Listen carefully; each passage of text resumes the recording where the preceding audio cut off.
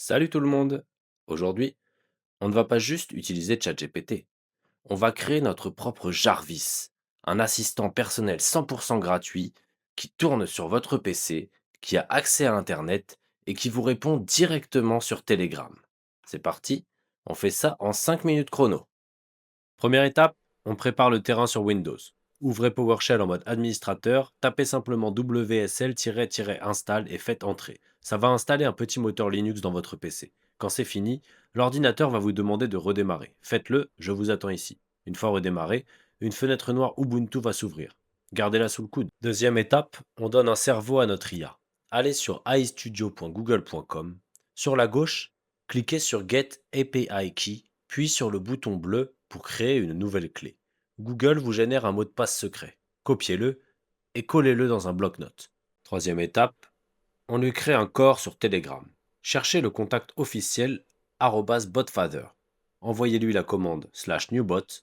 Donnez-lui un petit nom sympa. Moi, ça sera l'assistant de Bastille. Puis, un nom d'utilisateur qui finit par bot. Le botfather va vous donner un token, une longue ligne de texte. Hop, on copie ça dans notre bloc-notes. Quatrième étape, la magie opère. Retournez dans votre fenêtre Ubuntu.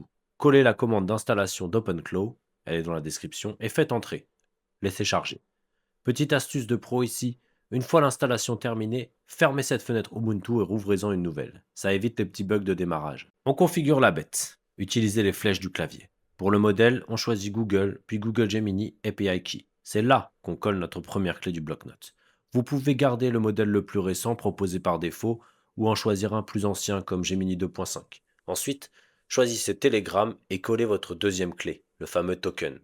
Pour la recherche web, on active DuckDuckGo. Pour tout le reste, Google Places, Notion, Eleven Labs, on choisit Skip ou No. On veut un bot simple et rapide pour aujourd'hui. Enfin, choisissez Hatch in TUI pour réveiller le bot. Le tableau de bord tourne, notre IA est en vie. Mais attendez, si on lui dit salut sur Telegram, elle nous bloque. C'est normal. C'est votre assistant privé. Il a une sécurité.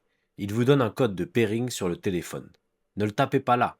Ouvrez une deuxième fenêtre Ubuntu sur votre PC et tapez la commande de sécurité qu'il vous a donnée pour l'autoriser.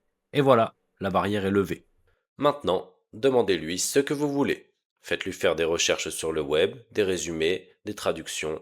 Vous avez votre propre IA dans la poche. Si ce tuto vous a plu et que vous voulez une partie 2 où on lui apprend à allumer la lumière chez vous ou à lire vos fichiers perso, dites-le moi en commentaire.